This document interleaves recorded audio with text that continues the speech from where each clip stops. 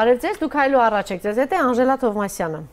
Բարև ձեզ, պարոն Հակոբյան, շնորհակալ եմ, որ ընդունեցիք իմ հրավերը, իմ հյուրն է քաղաքական գործիչ Ռուբեն Հակոբյանը։ Սկսենք վերջին զարգացումներից, հիմա գործընթացները գնում են, այսպես ասենք, արդարադատության, դատական համակարգի շուրջ, եւ այնպիսի տպավորություն է, որ իշխանությունն է անդադ ինչ-որ բաներ նետում եւ հանրությունը եւ ընդդիմությունը արձագանքում է դրան։ Իսկապես այդպիսի տպավորություն ունեք, որ ժամանակ առ ժամանակ այս համակարգի հետ կապված մեծ կտրուկ փոփոխությունների են գնում, իրենք ասում են մենք ռեֆորմների են գնում, իսկապես այդպիսի ցանկություն կա իշխանության մոտ եւ ինչ տպավորություն ունեք եւ ընդհանրապես ինչ խնդիր է դրված իրենց առջեւ, հանրության առջեւ։ Շնորհակալ եմ հրավերի համար, ես օրինաչափություն եմ տեսնում Անժելա։ Տեսեք, Նիկոլ Փաշինյանը սկսեց իր քաղաքական ակտիվ կյանքը, այնուհետև դարձավ իշխանություն, մերժելով Սերժին, ասաց, այնուհետև անպայման ասաց, ես պետք է վարչապետ դառնամ, որ գործադիր իշխանությունը, որը ինչ-որտեղ խոչընդոտում է մեր պետության զարգացումը, մի խոսքով հիշում եք, ասաց, կամ վարչապետ կլինեմ, կամ պետությունը վարչապետ չի ունենա։ Այնուհետև, երբ ամբողջությամբ գործադիր իշխանությունը իր տրամադրության եւ ենթակայության տակ էր, արդեն գնաց դեպի ազգային ժողով, ասաց, որ ազգային ժողովը ըստ խոչընդոտում է նորմալ օրենքներ ընդունենք, մի խոսքով խոչընդոտում է պետության զարգացումը։ Ազգային ժողովը հիշում եք նախատեսված էր ընտրությունները մայիսին, 19 թվականի մայիսին, եւ արագացրեց, եւ հոկտեմբերի 2-ն էլ հիշում եք ինչ տեղի ունեցավ եւ դեկտեմբերին տեղի ունեցավ ազգային ժողովի ընտրությունները, այսինքն եւս մի խոչընդոտ աղթարեց, թե գործադիր իշխանությունը, թե ազգային ժողովը ինչ են իրենց ներկայացնում, ինչ որակ ունեն, դա թողնում եմ ժողովրդի գնահատականին եւ հիմա եկել է դատական իշխանության հերթ, այսինքն որ օրինաչափություն ասում եմ, նկատի ունեմ, որ նաեւ դատական իշխանությունն է ուզում անել այնպեսին, ինչպեսին ազգային ժողովն է գործադիր իշխանությունը, բայց մի քիչ այստեղ երևի տարբեր հանգամանքներ նկատի ունենալով այդ իր ուրեմն գործիքակազմը չի գործում այլևս, այսինքն մի կողմից փողոցի ճնշում, մյուս կողմից վերջը դատական համակարգը դա նուրբ ավանդական համակարգ է եւ չկարելի այդ մոտեցումով դարձնել, բայց մի շատ կարևոր պահ կա։ Տեսեք, հատկապես ինձ համար զարմանալի է, որ երբ Սահմանադրական դատարանը դիմեց Միեդին եւ Վենետիկի ազնաժողովին, ինձ թվում է պետք է իրենք ծափարեին։ Ինչու՞, որովհետեւ հենց մարտի 1-ի գործով բևեռացված է հասարակությունը, եւ Նիկոլ Փաշինյանը եւ իր ամբողջ թիմը հայտարարում են, որ չեն վստահում Սահմանադրական դատարանին։ Եվ ստացվում էր այնպես, որ եթե Սահմանադրական դատարանը որոշում ընդուներ իօքուտ Փաշինյանի եւ իր թիմին, բնականաբար Ռոբերտ Քոչարյանի ուրեմն կողմնակիցները պետք է արտահայտվեին, բացասական արտահայտվեին այդ դատարանի մասին եւ հակառակը, եթե հանկարծ իօքուտ ուրեմն Քոչարյանին որոշում ընդունվեր, իշխանության ձեռքը տված է։ Այո, եւ այդ դեպքում այդ նոր իրավաքաղաքական տերմինը, որ հայտնել է Բառամթերքում Փաշինյանի, ասեմ ընկստացողներ են այդ դատարանը, Սահմանադրական դատարանը եւ այլն։ Եվ ինձ թվում էր, որ պետք է սա բավարար էր, որ Սահմանադրական դատարանը դիմել է ուրեմն այդ եվրոպական կառույցներին։ Բևեռացված հասարակության մեջ ցանկացած որոշում պետք է մյուս կողմի համար դառնալ անընդունելի։ Բայց հենց հաջորդ օրը արդեն իշխանություն եւ հատկապես այսինքն հիմնական ուղղություն տվող հայկական ժամանակ միանգամից արձակվեցին Սահմանադրական դատարանի վրա այն գավառական հայրանցիության մի հատ ձևակերպում կա, դրսից տղականչել բանես ձևով եւ մի տրամաբանություն է մնում, նորմալ տրամաբանություն, որ նշանակում է իրենք վստահ են, որ այս դատական ամբողջ գործընթացը եղել է քաղաքական հարթության վրա, քաղաքականացված է եղել եւ վստահ են, որ եւ Միեդը Մարդու իրավունքների եվրոպական դատարանը եւ Վենետիկի ազնաժողովը կարող են ոչ այն որոշումը կայացնեն կամ ոչ այն խորհրդատվությունը տան, ինչը ուրեմն ցանկանում են լսել այսօրվա իշխանությունները։ Եվ միանգամից ինձ համար պարզ է, եւ ոչ միայն ինձ համար, կարծում եմ շատ մեծ անալիտիկ խելք ունենալ պետք չի, որ հասկանալ, որ ամբողջությամբ դատական համակարգը փորձ է արվում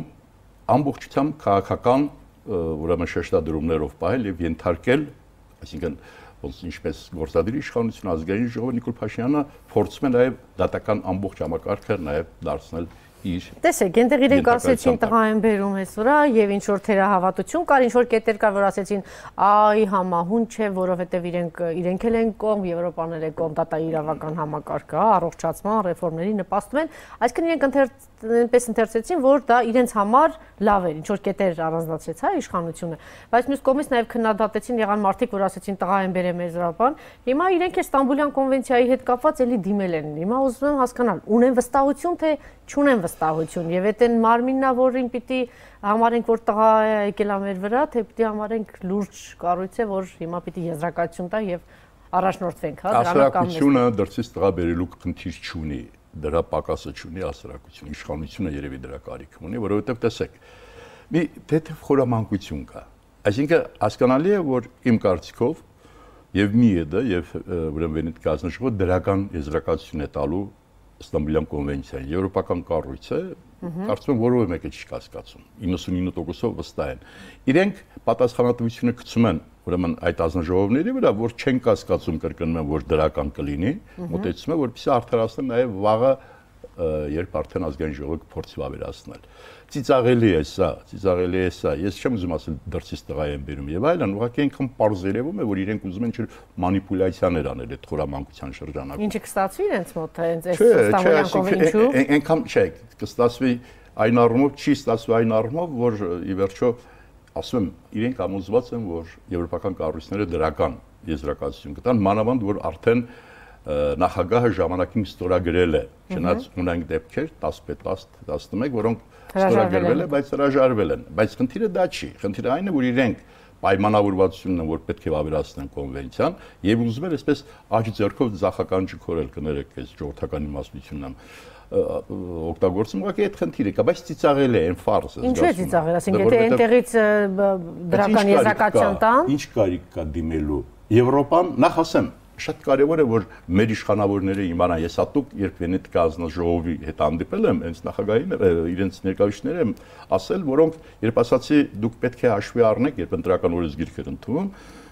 մեր մենթալիտետը ընտրությունների, որտեղ իրենք դրական եզրակացություն էին տվել այն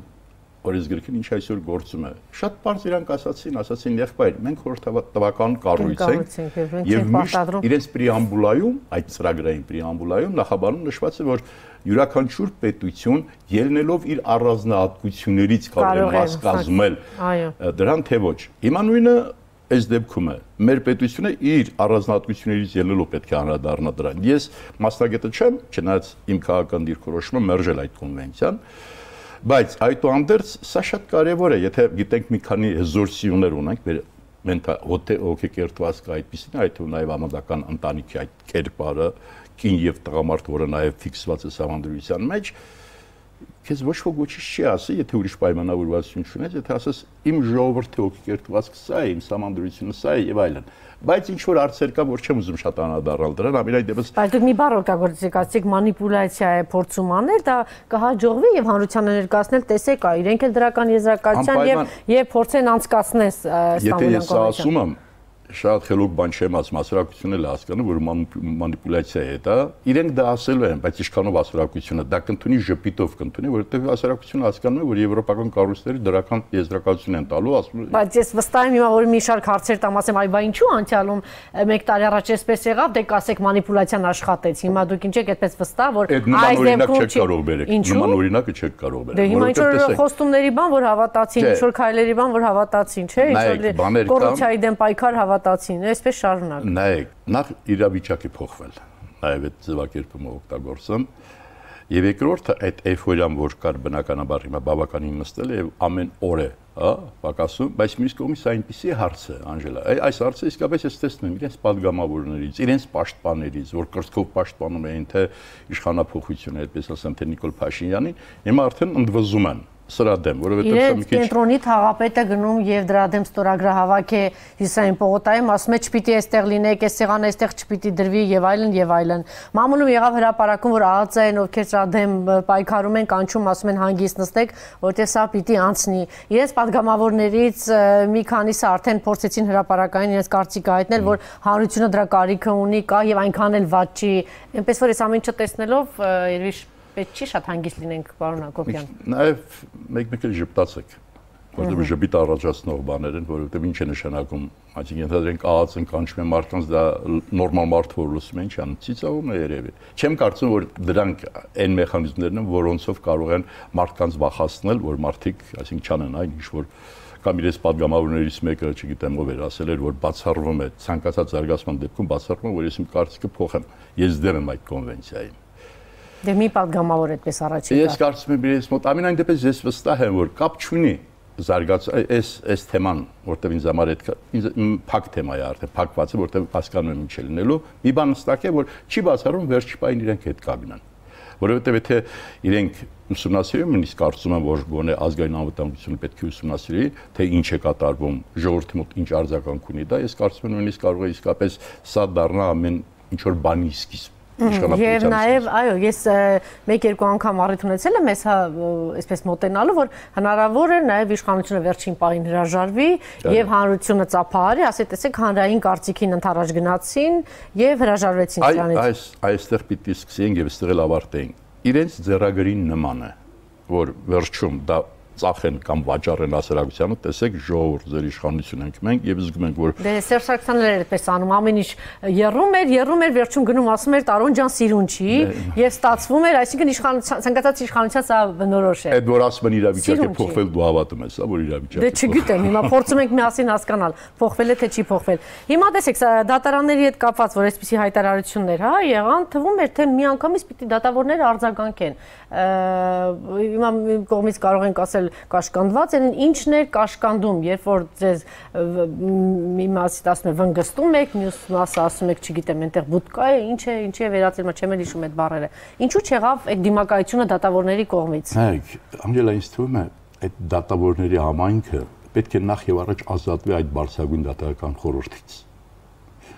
Դա մի փորձանք է, այո, ԲԴԽ-ի մասն ուղղակի բարի հունչ չի, դրա համար ապահովում չեմ օգտագործում։ Դա մի մահակ է այսօր իշխանության դատախազության ձեռքին, որով հենց այդ ԲԴԽ-ի միջոցով պատժելու են բոլոր այն դատավորներին, որոնք անկախ կարող են իրականացնել դատական գործընթաց։ Զգացում եմ, օրինակ այս Դավիթ Գրիգորյանի հետ կապված է, նախ այն, որ այդ բարձրագույն դատական խորհուրդը, որ չարձագանքեց, չպատասխանեց այդ վնգստալ բառը քիչ պիտի ստիպած օգտագործեմ, դա իմ բառամթերքի բառը չի։ Կարծեմ սկզբից հայտարարեց, որ հիմա հայտարարության բանդես գանք, որովհետև անհասցե բոլորին էր վերաբերում, այսինքն բոլորը այն մարդիկ, ովքեր չեն ենթարկվի ինձ, ես դիտում եմ դրանք վնգստացողներ, այսինքն դատական համայնքին էր դա վերաբերում։ Նա չպատասխանեց, հայտարարություն չարեց եւ այդ նոր նախագահը ոչ մի խոսք չասաց։ Գիտեք, ես չեմ հավատում, եթե մարդ ինքը իր արժանապատվությունը չի կարող պաշտպանել, կարող է ընդհանուր արժանապատվությունը պաշտպանել։ Իրանցն էր ուղղված, հենց իրեն էր ուղղված նաեւ։ Ես զարմացա։ Հետո ինչ է նշանակում այն, ինչ կատարվում է Դավիթ Գրիգորյանի հետ։ Ծիծաղելի է, զավեշտ է, ամոթ է։ Այդ բարձրագույն դատական խորհուրդը իսկապես պետք է հասկանա, իրենք դատական պարազիտությամբ են զբաղված։ Կոպիտ եմ ձևակերպում, բայց այդպես է։ Իրենք ինչ է ստացվում, դատախազը ինքը նրան շատ երևի կատեգորիկ իմպերատիվ ասում է պետք է սա անես, դա են անում։ Հիմա ասենք այսօր կարդացի թե ինչ պատճառով են նրան ուզում մեկուսացնել, հա։ Պարզվել է, որ նույն օրը, նույն ժամին մեկ այլ նիստում դահլիճում դատական նիստ անցկացնելու վերաբերյալ դատավորի կողմից դարձյալ նիստերի քարտուղարի օժանդակությամբ կազմվել է այլ դատական գործ, դատական նիստին դարձյալ թղթային կեղծ արձանագրություն եւ այլն, այսպես ինչ որ մեղադրանքներ են։ Դա շատ ծիծաղելի է, ես իրավաբան չեմ, բայց ավելի լավ գներ ինչ որ այդ նարկոտիկ գցեին գրպանը բռնեին, քան այս անեթեթությունը գրեին, որովհետեւ ծիծաղելի է դա։ Կարող է ինֆորմացիա ունես լուրջ։ Չէ, դե ես գիտեմ նաև ոճովումները նման աշխատավոճով։ Ինչ է ստացվում է, որ տեսեք, այդ Արմեն Դանիելյան, հա, այդ դատավորը, որ կալանքը փոխեց, խափանոջոց փոխեց, հա, նորից կալանավորեցին Քոչարյանին, եւ Facebook-ում հայտնվեցին 2008 թվականի, թե 9 թվականի այդ կադրերը, երբ ինքը դատում է, ուրեմն այսօրվա իշխանության ներկայացուցիչներին, այսինքն այդ ժամանակվա անդիմությանը։ Բոլորին, այսինքն, չգիտեմ, նայել եք թե չէ այդ ուրեմն տեսաժապավենը եւ միջնամատ են ցույց տալիս այդ մարտի 1-ի հետ կապված Լևոն Տեր-Պետրոսյանի կողմնակիցները գոռում են, հայում են եւ միջնամատ են ցույց տալիս այս Արմեն Դանիելյանին։ Հասկանում եք։ Հիմա այս նույն Արմեն Դանիելյանը հիմա եկել է այս անգամ միջնամատ ստացավ Քոչարյանի կողմնակիցների կողմից, որոշների կողմից նաև ավյանք։ Այսինքն, եթե սա է այն դատավորը կամ այս տեսակը պիտի գա արդարադատություն իրականացնի եւ անկախ լինի, եղբայր թողմանահինը, այս կերպարը ավելի շատ իրավաքաղաքական կարիկատուրայի է նման, որովհետեւ որ տեսնում է, այսինքն դատական պրակտիկայում, չգիտեմ, ակին մեծ տարիք արդեն ունեմ, չեմ հիշում որևէ դեպք, որ պետք է դատավորը որոշում կայացնի խոսքի իրավունքից զրկի ուրեմն մեղադրվող կողմին եւ փաստաբանին։ Սա իսկապես աբսուրդ է, բայց որովհետեւ ասել էին, որ կարծեմ հա գլխավոր դատախազը ասաց, որ իրենք ձգձգում են, հա, դատական այդ ընթացքը միանգամից ոնց է ազնվորությունը ստացել է, միանգամից զրկեց նրանց ձայն իրավունքից։ Սա է դատավորը, սա է անկախ դատավորը, ամոթ է ուղղակի։ Սրանք իրենց ստորագրության պատիվը ես մասնագիտության ամեն օր ցեղաջերի մեջ են դնում։ Եվ եթե պետք է այս դատավորները գան, որպեսզի ինչ էին, վերջ անկախ դատավորները որտեղ դատավորները վաղուց կան եւ 1000 տարի ցույց են տվել։ Դե եթե գիտեք, բարձրագույն դատական խորհրդի թիվ 1 խնդիրը, որպեսզի ապահովի անկախությունը դատավորների եւ դատարանի։ Եվ եթե պետք է խորհուրդը ապահովի այդ անկախությունը եւ նրանք ուզում են այս տեսակ, այս կերպարը դառնա նոր Հայաստանի իրենց ասած դատավորը, ինչպեսին է Արմեն Դանիելյանի եղբայր, այդ մասնագիտությունը իսկապես բուտկի նման մի բան է դառնում, պետք է փակել։ Հայաստանը չի ունենալու Այ ինձ հետաքրքիր է, տեսեք, սա սահմանադրական էլի հարցից կրկնեմ, հետո ասեմ լավ նրան։ Այնուամենայնիվ ինչու դիմակայություն չեղավ դատավորների կողմից։ Իրենք տեսնում են ինչ է կատարվում։ Իրենք տեսնում են։ Այսինքն հասկանում են, որ հնարավոր չէ ինչ-որ դիմակայություն ցույց տալ, արձագանքել։ Հա մի ողջ համայնքի մեղադրվանք է հնչում, որ դուք այ այսպեսին եք։ Տեսեք, հիմա ես այսպես իմ վերլուծությունը հետևյալն է։ Իրենք տեսան Ալեքսանդր Ազարյան եւ Դավիթ Գրիգորյան։ Այո, երկուսի հետագա ճակատագրի եւ միանգամից տեսան ինչ է կատարում նրանց հետ։ Մի բան է, երբ որ երկու հոգի այդպեսի որոշում են կայացնում, մի բան է, երբ որ ողջ համայնքի ընդունեք 30%-ը կանգնում եւ ասում է, օրինակ, եթե մենք տեսնենք փաստաբանների խումբ կա, չէ՞, շատ երբեմն իրենց մեջ մեծ մրցակցություն կա, պայքար կա, բայց տեսնեք ինչ միանգամից կարողանում են համախմբվել եւ հայտարարությամբ ինչ որ կարելի հանդես։ Եվ թիվը կավելանա, բայց ելի եմ կրկնում, տեսեք, այս շատ վտանգավոր կառույց է բարձրագույն դատական խորհուրդը, հասկանում եք, որտեղ նաև տեսան նրանք, որ այս խորհուրդը, որ պետք է իրենց անկախությունը ապահովի, այս խորհուրդը ընդհակառակը, որպես գործիք օգտագործում են, որպեսզի իրենց ճիպոտը հարեն, հա, այդպես է ստացվում։ Այս պետք է մեկ ընդհանուր շղթայի մեջ տեսնել։ Ես վստահ եմ, օրինակ 1-2 դատավոր արդեն արտահայտվել են։ Դատավորներ, որոնք այս իշխանության հետ էին, արդեն արտահայտվում են։ Արդեն զգում են, որ բանը բանից դուրս է գալիս։ Եվ վստահ եմ, որ այս ընթացքը շարունակվելու է եւ մենք տեսնենք, որ դատավորները ոտքի կկանգնեն, որովհետեւ իսկապես այդ դատավորները նախ պետք է հասկանան, որ իրենց վնգստացողներ է համարում բոլոր նրանց, ովքեր իրենց ճաշակին չեն պատասխանում։ Բայց իրենց ժամանակ հնարավորություն է տրված հարմարվել եւ ադապտացվել նոր իշխանությունների ազդակներին, պահանջներին, ոչին։ Ես գիտեք, ես այդքան ոչ թե լավատես եմ, որովհետեւ այդպեսին եմ, ես գործընթացների մեջ տեսնում եմ, որ կա զարգացում։ Այսօր կա արդեն ընդդիմանալու բավականին լայն դաշտ, հիշեք 1 տարի առաջ շատ եզակի մարդիկ էին, որ խոսում են այս ամեն ինչի հետագան ինչի է բերել պետության, ինչ կբերի, բայց հիմա կամաց այդ դաշտը ընդլայնվել է։ Ես վստահ եմ, որ հիմա կամաց չեն կարող դատարանի կամ իրենց ասենք դատավոր մասնագիտությունը լավ մասնագիտություն արժանապատիվ չի կարող պատահել, որ իրենք ի վերջո ասեն, «Հələ մի հատ տեսնենք, ախր ինքը վիրավորում է ինձ, իմ ընտանիքի առջև, իմ երեխեքի առջև»։ Շատ լավ։ Հիմա տեսեք, պարոն Հակոբյան, սահմանադրական դատարանի դատավորի նկատմամբ եղած գործողությունները երկու դատավորի անուն, հա, մենք առանձնացրեցինք, որ միանգամից թիրախավորեցին իշխանության կողմից, դե պարզ էր, ուղիղ կապ էին տեսնում երկրորդ նախագահի դատավարության հետ, անմիջապես հենց որոշում կայացվեց, սկսեցին քննադատել, ինչ որ բաներ հայտնվեցին, հիմա էլ արդեն լիցենզիայի զրկելու այս հարցերը առաջ եկան։ Դուք ինչ եք կարծում, սահմանադրական դատարանի նկատմամբ այս վերաբերմունքը պայմանավորված է սրանով, թե մամուլում օրինակ հրապարակում եղավ, որ առաջին նախ պայմանավորվածություն է ձեռք բերել, այսպես ասած Եվրոպան աչք է փակում նրա վրա, որ ինչ է տեղի ունենում դատական համակարգի հետ, այդ թվում նաև սահմանադրական դատարանի հետ, բայց այս այրանքում իրենք կարողանում են Ստամբուլյան կոնվենցիան անցկացնել, այսինքն գին ունի։ Հիմա դուք կարծում եք սա է, կա տեսակետ փորձագետների, որ նաև վաղը մյուս օր Ղարաբաղի հարցի հետ կապված, հա, հնարավոր է հանրաքվե անցկացնի եւ վերջնաշոր դա պիտի գնա սահմանադրական դատարան, ուղղակիորեն կապում են դրա հետ։ Ոմանք հենց երկրորդ նախագահի ինչ է կարծում դրա, թե սա ամբողջի մեջ է մեր իշխանությանը այսօր պետք է ինչպես իր ձեռքում է կառավարությունը, ազգային ժողով, վաղն էլ պիտի լինի դատական համակարգը։ Տեսեք, ես ել եմ ասում, այդ դավադրության տեսությունների այդքան կողմնակից չեմ, բայց ամբողջ հարցն այն է, որ ծրագիր չկա եւ այս ամբողջ ընթացքը անծրագիր պետություն են եղել, ոչ արտաքին քաղաքականություն, ոչ ներքին քաղաքականություն։ Մի խոսքով Եվ որովհետև ծրագիր չկա, չգիտեն ուր են գնում եւ տարբեր ենթադրություններ կարող են անել։ Նաեւ այդ քաղաքական բարտերը, որ Եվրոպա պետք է աչք փակի այս ամեն ինչի վրա, որպեսզի իրենք Ստամբուլյան կոնվենցիա անցկացնեն եւ այլն։ Բայց ես չեմ հավատում դրան, որովհետև վերջո հասարակապետությունների մեջ որոշակի հեղինակություն ունեցող կառույցներ են եւ չեմ կարծում, որ գան այս փոքրիկ Հայաստանի եւ առավելևս այս այսօրվա իշխանության հետ կարող են նման պայմանավորվածություն բերել, որովհետև կրկնում շատ ակնհայտ է։ Խնդիրն ուրիշ տեղ պետք է տեսնել։ Ես էլ եմ կրկնում, եթե իրենք ծրագիր ունենային, որ ինչ-որ մի տրամաբանության մեջ կարող էի տեսնել։ Հիմա որևէ տրամաբանության մեջ չեմ կարող տեսնել։ Օրինակ, այս կոնվենցիան, հա, լավ էս պահին դրա անհրաժեշտությունը կար, որ բերել եք։ Ձեր մեջ մի խելոք մարդ չկար, ասել ժողովուրդ, առանց էլ ժողովուրդը սպասելիք ունի մեր տնտեսական, սոցիալական քաղաքականության հետ։ Ինչպես եք բացատրում, դուք դա ամփոփությամբ եք բացատրում, տեսա ծրագրի ինչ որ եւ ամփոփությամբ եւ որոշակի ծրագիր կա, որովհետեւ օրինակ հիմա տեսեք, նախ ամեն մի միջազգային կառույցին մաս կազմելուց կամ ստորագրելուց դա որոշակի ենթադրում է ֆինանսական օգնություն։ Սա բոլոր դեպքերի համար կա։ Եվ երկրորդը չի բացառվում, որ խոսք տված լինեն։ Չի բացառվում, որովհետև շահագրգռվածություններ շատ կա, ուզում են մեր ռեգիոնը նույնպես կարողանա եվրոպական իրենց համար ընկալելի արժեքները տեղավորվի եւ Հայաստանը տեսնում են, որտեղ ուրեմն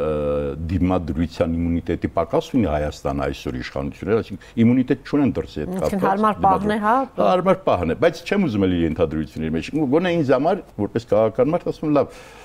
այս պահին ինչու եք դու այդ հարցը դնում, որը ձեր դեմ է շուռ գալու։ Բոլոր դեպքերում ավելի շատ հակված են պայմանավորվածության դաշտում տեսնել դրսի հետ։ Օրերս հարցազրույցով, հա, հանդես եկավ երկրորդ նախագահը, դատական process-ի հետ կապված դուք նախ այս դրա մասին որ խոսեցինք, ինձ հետաքրքիր է, ինչ հանգուցալուծում կստանա, իսկապես այս երկու դատավորները կթիրախավորեն եւ դուրս կմնան, թե կարծում եք դիմակայություն կլինի եւ հնարավոր կլինի վերականգնել, որտեղ փաստաբանների մեծ խումբ է աջակցություն հայտնել, իրավաբանների մեծ խումբ, հա, աջակցություն է հայտնել, բայց Ես ասեմ, որ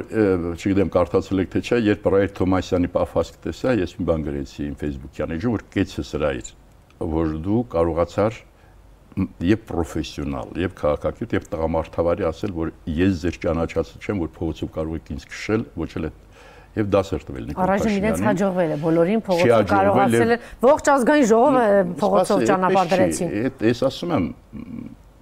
Վիշեք են էֆոյրան որ կար եւ չեմ կարծում կարող են նույն ժողովուրդ անել, բայց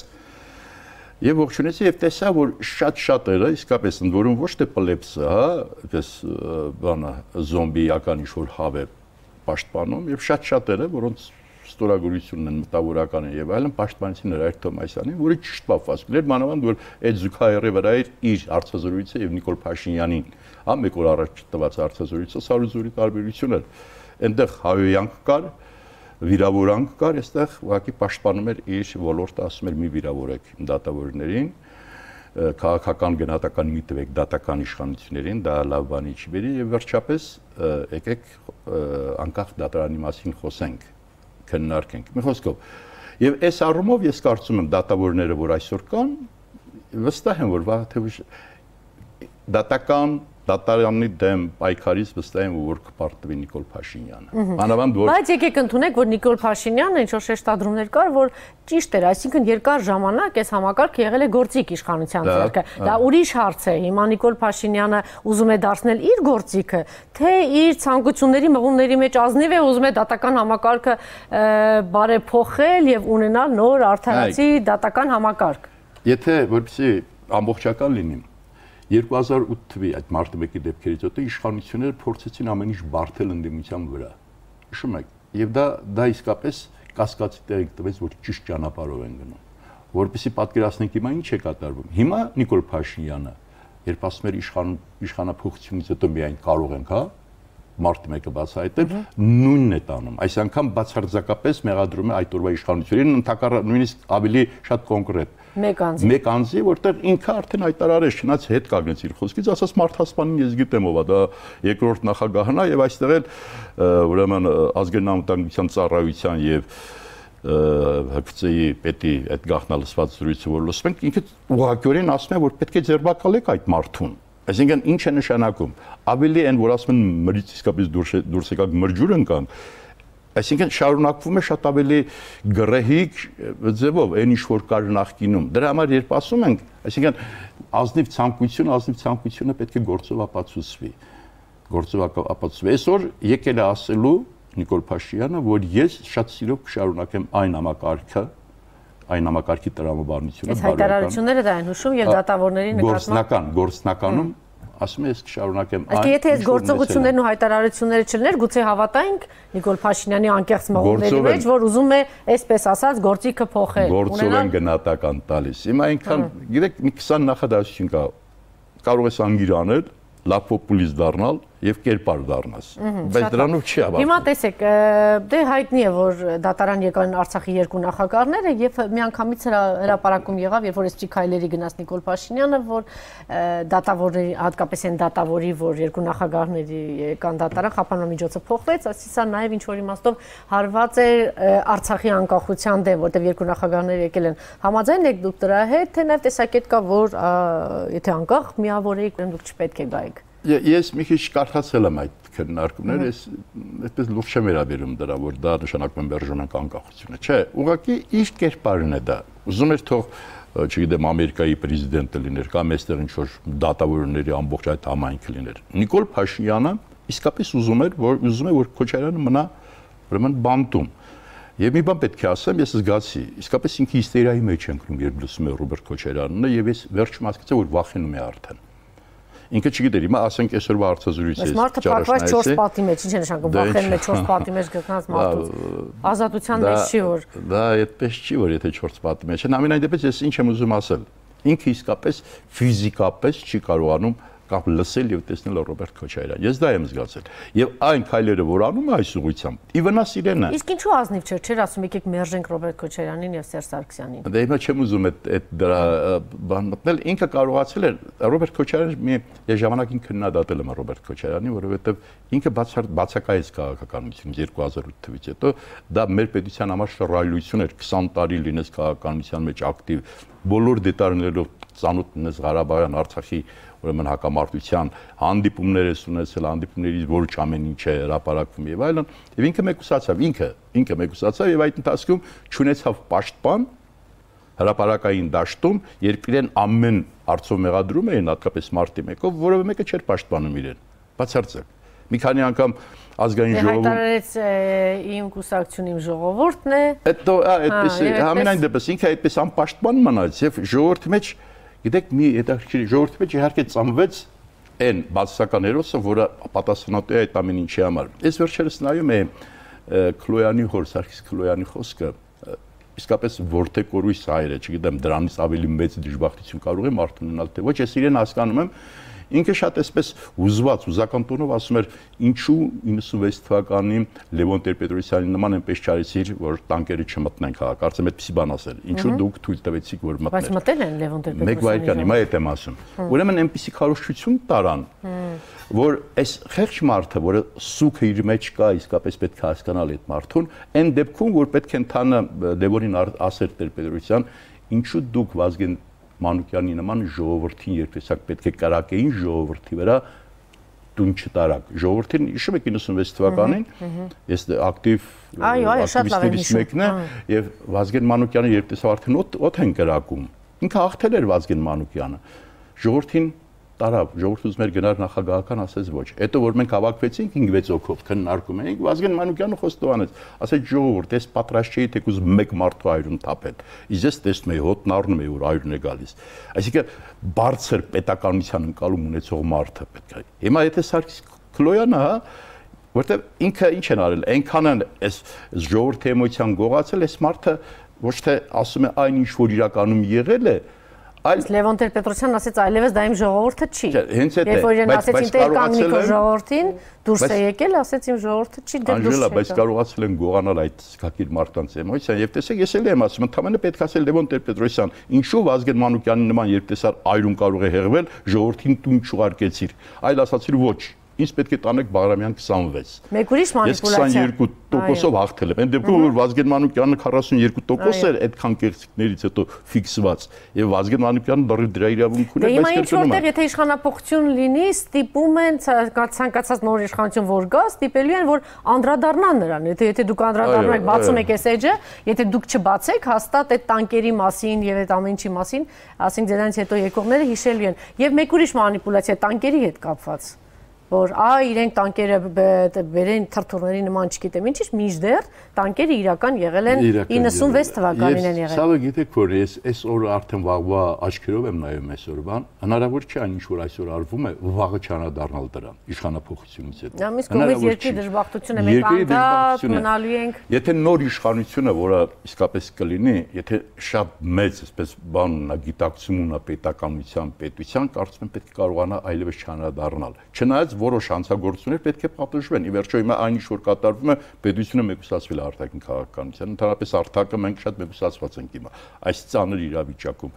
Ներսում այդ ատելությունը թույնը մի հատ սահմանի է ասել, որ բավականին մի կրակ, հա, եւ շատ բան կարող է կատարվել պետության մեջ։ Եվ ես մտահոգություն ունեմ, որ մենք կգանք այդ օրվան, երբ նայում եմ ինչ է կատարվում։ Ինչն է հետաքրքիր։ Ես ուզում եմ օրինակ զուգահեռ անցկացնել։ Բոլորը ծանր վիճակում էին մարտի 1-ից հետո, բայց ինչ որ ժամանակ անցավ եւ Սերժ Սարգսյանը կարողացավ իր ոճով, իր ձևով, մեկին, չգիտեմ, գնելով, մեկի հետ լեզու գտնելով, ընդդիմության մասին է խոսքը։ Կարողացավ բոլորի հետ այսպես շատ հանգիստ ասեմ, թե ինչպես կարողանում էր աշխատել։ Բոլորը մեկն ասում էին, չգիտեմ, իր հաճախորդ ընդդիմությունն է, մեկն ասում է բարեկամ ընդդիմությունն է, մեկը ծառա ընդդիմությունն է, ողջ դաշտը, այսպես ասած, իր ձեռքի տակ են։ Հիմա այդ շանսն ու հնարավորությունը ի սկզբանե տրված էր Նիկոլ Փաշինյանին։ Բոլորը գնացին դեպի Նիկոլ Փաշինյան։ Զարմանալիորեն ինքը ինչու չեկավ ընդառաջ եւ ավելի հեռու է վանում բոլորին։ Դա նախ ասեմ, որ ես ոչ թե այսօր օրինակ ինչ որ մի պահ ասում եք, որ եթե աշխատեն, պարզե մենք բոլորս իր կողքին ենք։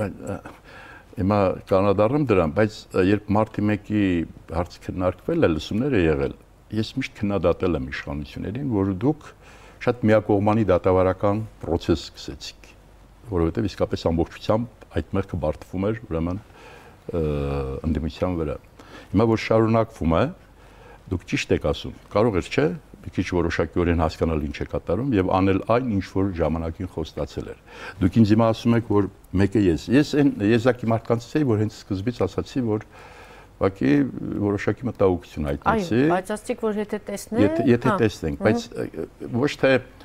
այսպես վանգայություն է անում գուշակում է, ես ստույգ տեսնում եմ, ես լավ ճանաչում եմ Նիկոլ Փաշինյանին։ Եթե թույլ կտաք երկու դետալ պատմեմ, ուրեմն 11 թվականին, երբ հիշում եք Տեր-Պետրոսյանը դիմեց Սերժ Սարգսյանին, ասաց Սերժ, մենք ընկերներ ենք, արեք որոշակի ձևաչափով, ֆորմատով բանակցենք, երկխոսենք, եւ այնպես ստացվեց հաջորդ օրը ասուլիսի ժամանակ լրագրողի մեկը հարցրեց դուք ինչ կարծիք եք այս առաջարկության, ես ասեցի շատ լավ կարծիք եմ, որովհետեւ պետության մեջ ենք ապրում, ընդդիմությունն էլ պետության համար է աշխատում։ Ուղղակի ասեցի, եթե Լևոն Տեր-Պետրոսյանը այս նույնը ասել մարտի 1-ից մի օր առաջ, պատրաստակամություն հայտնել։ Մենք 10 զոհ չէինք ունենա։ Եվ վերջ։ Հաջորդ օրը հայկական ժամանակում Նիկոլ Փաշինյանը իր թերթում ինձ դասեր է տալիս, որ ես իրավունք չունեմ այդ կալիբրի բարձր մակարդակի գործիչի խորհուրդ տամ, ինքը գիտի երբ պետք է բանակցի, երբ ոչ։ Բայց 13 թվականի, երբ արդեն ես այդ ժամանակ գիտեի թե ֆանատն է Լևոն Տեր-Պետրոսյանի, որովհետև ամբողջ հայկական ժամանակը լսված էր Լևոն Տեր-Պետրոսյանի կերպարով, նրա բոլոր գաղափարական, տեսական սկզբունքները արդարացնելով եւ այլն։ Բայց հետո երբ խորհրդարան եկանք, հասկացա, որ չէ, ֆանատ չի, եւ 13 թվականին մեկ էլ կարդում եմ հարցազրույցը Նիկոլ Փաշինյանի, որ հարցնում են ինչու բաժանվեցիք ՀԱԿ-ից, ասում է որովհետև եւ Լևոն Տեր-Պետրոսյանից ասում է շատ կոպիտ քաղաքական սխալներ, մի քանի սխալներ արեց եւ դրանցից մեկը որ գնաց Սերժ Սարգսյանի հետ բանակցելու։ Այդ մարդուն ես գիտեի, որ իսկապես այս բառը օգտագործեմ, սրբություն չունի, իշխանություն էր ուզում, հետագայում ամենաուժեղ հարվածը Լևոն Տեր-Պետրոսյանին հասցրել Նիկոլ Փաշինյանը։ Իր այդ մեծ խառնակցություն Լևոն Տեր-Պետրոսյան, որտեղ այո, հոդվածաշարը, որտեղ այս պետության մեջ թիվ 1 խառնակիչը նաև եթե ուշադիր կարդում եք, մարտի 1-ի հիմնական պատասխանատվությունը դնում է հենց Լևոն Տեր-Պետրոսյանի վրա։ Եվ նույնիսկ, չգիտեմ, դա արդեն բարոյական հարց է, ասում է ուշադրություն լավ չդարձրեցինք, թե ինչու իր տղային ուղարկեց Ամերիկա, հասկացնելով, որ ինքը գիտեր ուր է տանելու, որովհետև կամ Բաղրամյան 26, կամ չգիտեմ ինչ կլինի։ Ինչ եմ ուզում ասել, ես լավ ճանաչում էի իրեն։ Ես գիտեի, որ իշխանության հասնելու համար։ Բայց ինքն ասում էր խառնակիչը Լևոն Տեր-Պետրոսյանն է։ Այո, բայց չէ, որտեղ պետք է Լևոն Տեր-Պետրոսյանից ինքը խլեր այդ ամբողջ էլեկտորատը ՀԱԿ-ից եւ կարողացավ խլել։ Ի վերջո ինքը արեց այն ինչ որ պիտի աներ եւ վերցրեց էլեկտորատը։ Մի խոսքով քաղաքական, այսպես ամենադաժան արվածները ինքն է հասցրել։ Բայց ամենակարևորը, որ այստեղ պետք է ուրեմն գանք, այսինքն իր մոտ գիտեք, պատմություն ունի նման օրինակներ, հա, Հիտլերը, Մուսոլինը, գրեք, բայց իր ժամանակակիցների Մուսոլինի հետ կապված որ կարդում ես, ասում եմ, այնքան հզոր տրիբուն էր, այնքան էր կարողանում գողանալ հատկապես կանանց էմոցիա, որ արգազմ էին ապրում նրա ելույթի ժամանակ։ Իսկ մեր պատմությունը մի կերպար ունի, Վարդանանքում մի կոդակ կա, իր կենսակերպը, իր կոդը հետևյալն էր, կչոքեմ ոտքերը կլիզեմ, կբարձրանամ գլուխը կկտրեմ։ Աշնան անդիմության համախմբման գործընթացը կավարտվի, քաղաքական պայքարը կստանա մասշտաբային բնույթ։ Այսպիսի միտքի արտահայտել վերջին հարցազրույցում երկրորդ նախագահ Ռոբերտ Քոչարյանը, դուք տեսնում եք դա հնարավոր է, որ աշնանը այդ կոնսոլիդացիան լինի եւ իրական, որտեղ հիմա ասում են ամենամեծ խնդիրը երկրի համար, որ չկա անդիմություն եւ իսկ դա աղետ է ցանկացած երկրի համար, եթե իշխանության թևերը բաց են եւ չկան զսպող մեխանիզմներ։ Կլինի դա։ Գիտեք, նախ շատ վտանգավոր է, որ նաեւ անդիմության դաշտից կան, երբ ասում են ուր է այլընտրանք։ Այլընտրանքը կա եւ ձևավորվում է։ Ուղղակի ինքը շատ արագ է մխսում իր ուրեմն տոկոսները, իր հեղինակությունը, Փաշինյանը, որը դեռ ընդդիմությունը չի ասում իր հետևից, որ կարողանա միասնական ինչ-որ թիմ ձևավորել կամ այդ բաները։ Իսկապես շատ արագ, օր-օրի ավելի է, ամեն մի ելույթ հնարավորություն չի տալիս ավելի արագ։ Չէ, հիմա դե այդպես արագացված տեմպերով մի քիչ ես ուզում ասել, այն թափը ինչով որ իշխանության հեղինակությունը, այս դեպքում բնականաբար իշխանությունը ասած մի օքե Նիկոլ Փաշինյանի հեղինակությունը, այն արագությամբ է սպառվում, որ իսկապես մի քիչ պետք է արագացնի ընդդիմությունը, բայց դա այդ միտքը, որ Ռոբերտ Քոչարյանն իր հարցազրույցում այդնել, այդ միտքը այս բավականին ժամանակ շրջանառվում է, թափառում է, հա, օդում, որովհետև իսկապես պետք է կարողանան ընդդիմությունը համախմբի, ես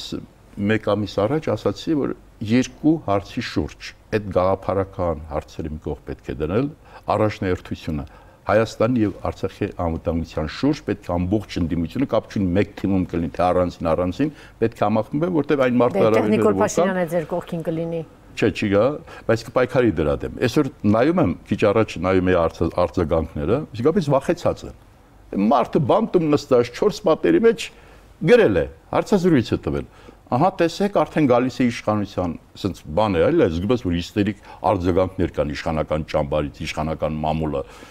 Բայց նաև մյուս կողմից իրավունք ունեն վախենալու, որովհետև այս իշխանությունը երկար չի դիմանալու։ Այս իշխանությունը պետք է հասկանա, որ ինքը ինչ կարողացել է արել է։ Ինքը ուրիշ ռեսուրս չունի։ Նիկոլ Փաշինյանը, բացի վիրավորելուց, հավելելուց, ժողովրդի էմոցիան գողանալուց, թե ինչ ասել է պետություն, պետականություն, ինչպես պետք է դա ղեկավարել, ինչպես պետք է կարողանալ հասարակության մեջ համերաշխություն ձևավորել, առավել ևս երբ ունես Արցախի հարց։ Բացարձակ եռու է, ընդհակառակը իր կերպարը, եթե նույնիսկ մտածում է այդպես անի, բայց զգացպես որ իր կերպարը այսպես շատ տակասական եւ ագրեսիվ կերպար է։ Բայց մյուս կողմից էլ ինչ որ 10 տարիների, չգիտեմ, վիրավորանք կար, հա, ժողովրդի մեջ ինչ որ բաների սրտնեղացություն, հոգնածություն, դրա պատասխանը նաև տվեց Նիկոլ Փաշինյանը, չէ, ինչ որ մարդկանց հեռացնելով։ Ընդունեք, որ դա արել է նախորդ իշխանությունը, այսինքն դա գոնե Նիկոլ Փաշինյանն արեց, այն ինչ որ կար հանրության մեջ։ Շատ պատճառաբանված էր դա, եւ ժողովուրդը շատ պատճառաբանված դժգոհություն ուներ պետք է իշխանությունը։ Այո, ուզում ասեմ դա կար, էլի ժողովուրդը։ Անժելա, եթե սա չասեմ, երևի ամբողջ ընկալումը չի լինի։ Մենք ես դիտում եմ որ դավադրությունը տեղի ունեցել պետության մեջ 1.5 ամիս առաջ դավադրությունը տեղի ունեցել, որովհետև հիշում եք, չէ, իսկապես այն տոնածառ, որ բերել էին Ազատության հրապարակ, անունը ինչ էր դա, Գևորգ, հա, այդ մարդուն տոնածառի համար տարան դատեցին, չգիտեմ, 2-3 տարի բանտում նստեց։ Այդ ոնց եղավ, որ գալիս է եւ գրավում են ռազմավարական նշանակության պետական պահպանության օբյեկտ, որտեղ զենքով պաշտպանում են եւ միջազգային կառույցների որևէ մեկը Ո՞ւմ եք տալիս, պարոն։ Չէ, ռետորական է, բայց հասկանան նրանք ովքեր որ դիմում են։ Այդ ոնց է լինում, որ թույլ են տալիս մտնում են 200 հոգի են այդ ժամանակ դեռ մարդ չկար, բարձրանում է, գործող վարչապետը ոտքով ջարդում է ստուդիաներից մեկի դուռը, որտեղ ուղիղ եթեր պետք է գնա եւ բացարձակ ոչ մի պատասխան։ Ես գնալով ավելի եմ համոզվում, կամ իսկապես կամ սա Հայաստանից դուրս ինչ որ կառույցներում գուցե գախնի, ուրեմն կառույցներում գործակալությունների գրված սցենար է եղել, կամ Հայաստանում ներիշխանական դավադրության արդյունք եղել, կամ երկուսը միասին։ Ամենայն դեպս ժամանակը ցույց կտա, այսպեսի բան չի լինում, չի կարող այդպեսին լինել։ Նիկոլ Փաշինյանը գնացել էր ինչպես ասում են վաբանկ, որովհետև տեսնում էր որ չի ստացվում եւ ասում էր ավելի լավ է գնամ, ինչ որ բան անեմ, որից հետո ինչ որ տեղ կայտնվեմ, կամ պարտվեմ։ Բայց հետո ես այդպես էի մտածում, հա, որ գնում էր, բայց հետո պարզվեց, որ չէ, շատ սահուն, գնաց, փռոց ասֆալտին ավտոմատավարին։ Այո, նախկին իշխանությունները եւ Նիկոլ Փաշինյանը միասին դավադրություն է երկրի դեմ։ Սա դավադրություն է։ Ես նախ ասացի ներիշխանական։ Ներիշխանական, տարբեր թևեր կան իշխանության մեջ, բայց էլ եմ կրկնում, սա տարբերակ է, բայց որ սա հեղափոխություն չի։ Հարցեր ունեք, թե հեղափոխություն չի, միանշանակ ես համոզված եմ եւ քանի գնում համոզվում եմ։ Եվ Կրկնում եմ, այսօր Հայաստանը տարածաշրջանում դարձել է ազդեցության գործակալ իդեմս վարչապետի։ Վարչապետը անծրագիր է, էմոցիոնալ է, ոչ ոքի չի ենթարկվում։ Ես համաձայն չեմ, որ ասեն ինչ-որ մեկին ենթարկվում են, բայց իր գործունեությամբ, իր գործողություններով այն ուժերը, ովքեր ուզում են այս տարածաշրջանը խառնեն իրար կամ Հայաստանը, Արցախի հարց կա, գտել են ճիշտ մեկին, որի միջոցով կարող են անել այն, ինչ որ ցանկանում են։ Իսկ ինչ են ցանկանում, վստահ եմ, ոչ ի օգուտ կամ ի նպաստ Հայաստանի։ Ցավում եմ, բայց ես այդ համոզման եմ եկել։ Շնորհակալություն։ Շնորհակալություն։ Ես եմ շնորհակալ։